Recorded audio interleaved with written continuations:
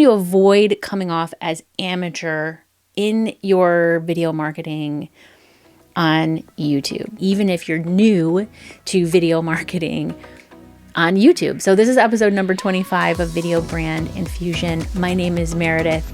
I'm here to help you infuse the best video marketing strategies into your business so that you can generate consistent revenue. And in my very last episode number 24, was all about, does video quality matter on YouTube? Like, really? And I'll let you go back and listen/watch that podcast episode to get the answer to that. And the answer was no, not really. It doesn't really matter as much as people think that it does.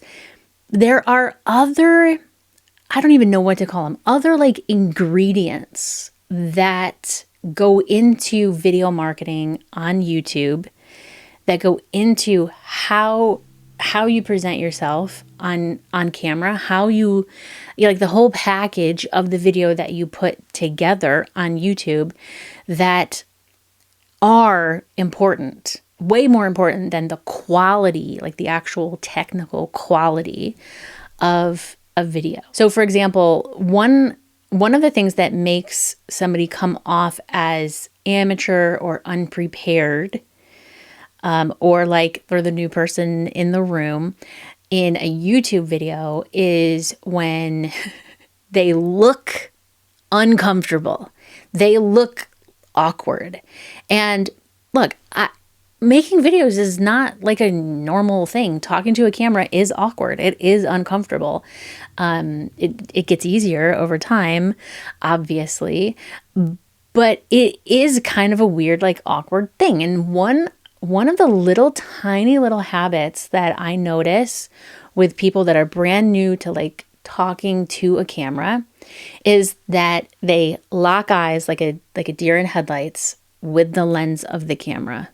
And there's a flip side to that coin, because if you never look at the camera, then you also look amateur and unprepared. If you're always looking at a script, or if you have a camera with like a flip out screen and you're always only just looking at yourself instead of the lens, that is an amateur move.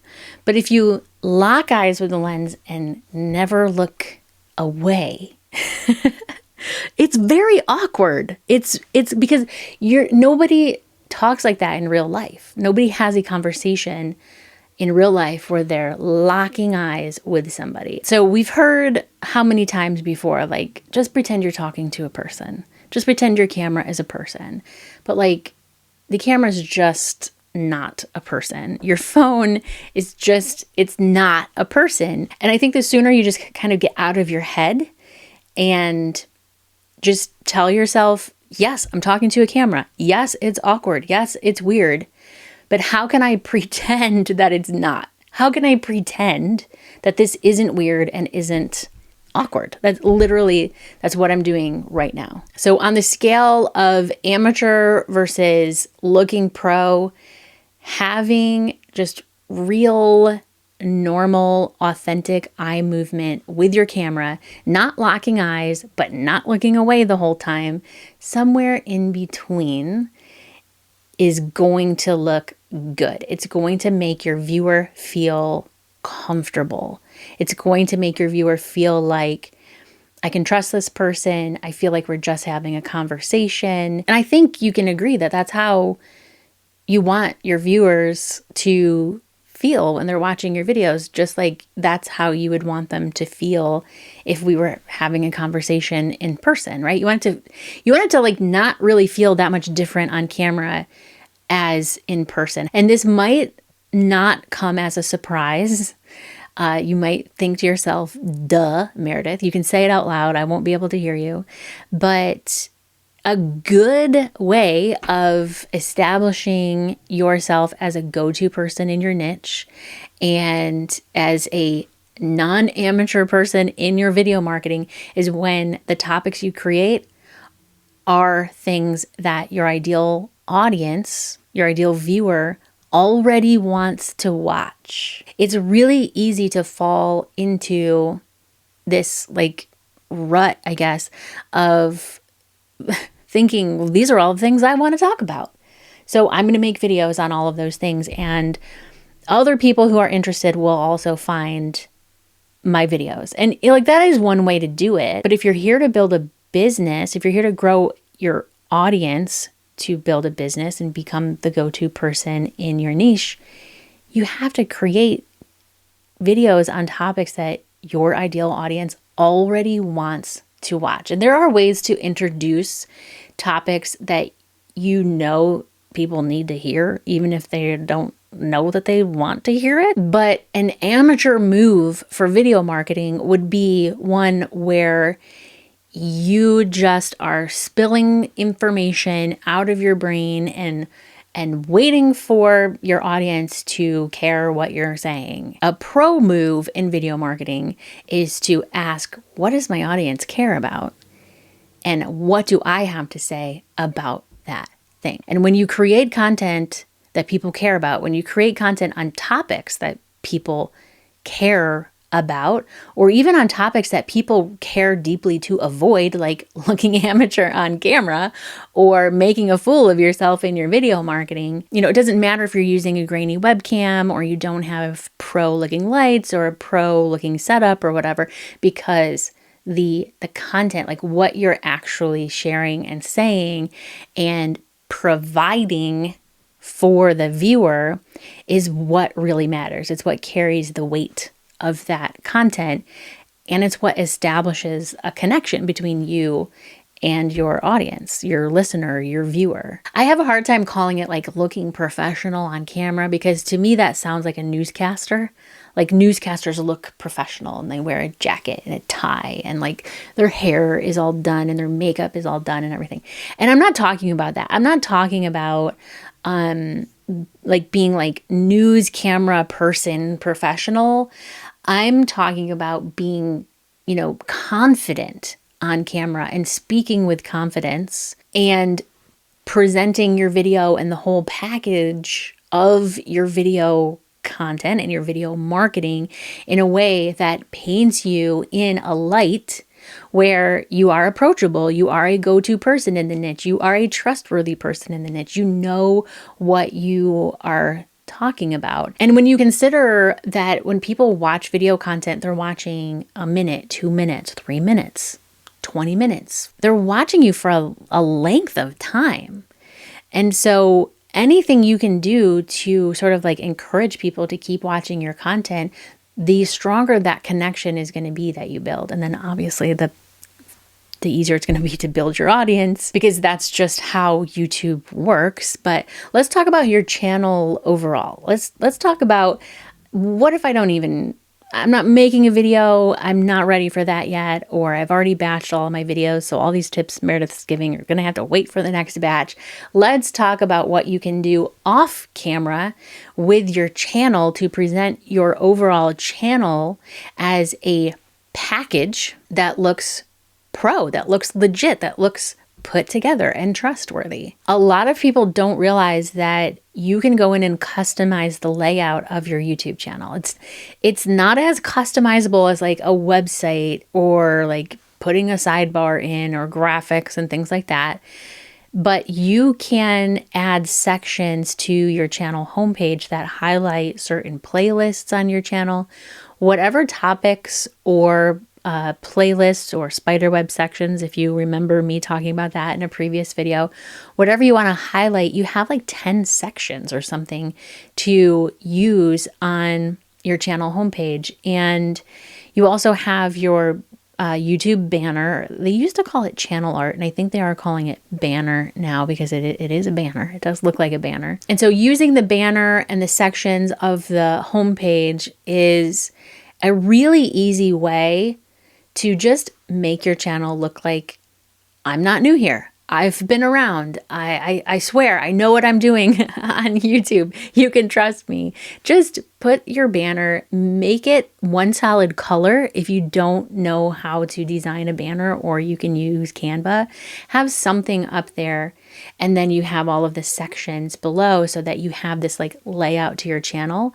Otherwise, it just looks like you have it just looks like you have like 5 videos. Another thing a lot of people don't realize is YouTube changed about a year ago how they display like your profile picture, your name, your handle, because we have handles on YouTube now, and your link and the subscribe button, and your bio. We never used to have like a bio on YouTube like you would see on TikTok or, on Instagram. It used to just be an about page. So we still have an about page, but the very tippy top line of the about page shows up on your homepage as a bio, and it's right next to your subscribe button. So if you're using that space, which I think is about 70 characters-ish or so, if you're using that space to say, hi, my name is Meredith, and on this channel, I make videos about blah, blah, blah, or welcome to my YouTube channel, you're missing out on putting like an actual like value proposition in there. Why should somebody care about your channel? Why should somebody hit that subscribe button? You don't have to say welcome to my YouTube channel because people know they're on your YouTube channel. You probably don't even have to say your name because people know your name because they're on your YouTube channel. I have a random channel pulled up right now that I'm looking at. That's why I'm like using this as an example. So I'm not going to pick on this particular person, but the name of their channel is their name and their like niche. Okay, that's the name of the channel. And they've kind of wasted their 70 characters of their bio to say, hey there, I'm name from city, province, country, and I'm a proud niche. I don't want to give it away. It doesn't matter. I don't even know who this person is. But they've wasted all of these 70 characters by introducing themselves. Like, we know your name, we know your niche because we're on your channel. So what are some of the reasons why I should care? What are some of the reasons why I should hit subscribe? Make it interesting. You have 70 characters. Make it interesting. It shows up right next to the subscribe button. I think you get the idea. The last thing I will say, as I'm sort of thinking about one of the biggest realizations that I had in this idea of like looking and feeling amateur and awkward on camera versus not, and looking pro versus not. I think there's like an ingredient here where the more comfortable and confident you are, the less amateur you will look.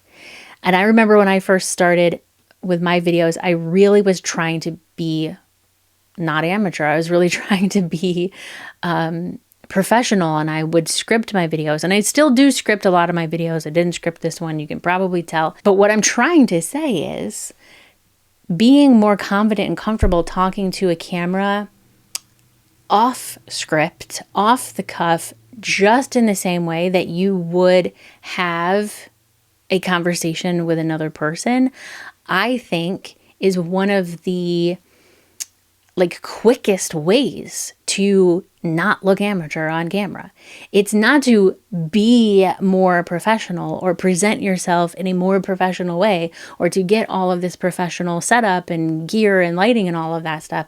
It's just to be more comfortable and confident on camera, because then you're more authentic on camera. And so the question is not really like how to avoid being amateur, looking amateur on camera. The question is how to avoid looking awkward and uncomfortable on camera. That's the antidote. Because at the end of the day, I think video content, video marketing, YouTube, it's the most powerful way to market your business. Like, hands down, I will debate that with anybody. Video marketing and YouTube is the most powerful way to market your business, because it's the closest thing that you can get to having a real in-person conversation. It's the closest thing that you can get to feeling like you're spending time with somebody, like you're getting to know somebody. And so when you build your business and your marketing and your personal brand on that kind of connection with people, and pair that with what the YouTube algorithm can do for you, then when you have a course or a program or an offer or just any way to work with you in your business, it's so much easier for an ideal customer or client to say yes because they feel like they know you. And that's not like a game or a gimmick or something. That's, I think, what makes this so, it can be so easy.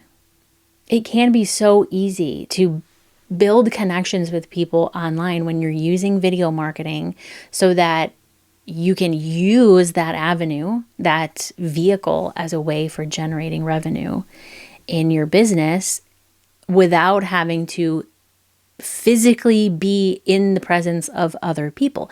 This is why I love online everything. This is why I built a GeoCities website in 1996, was because I thought it was cool that I could create something from my home, like from my computer.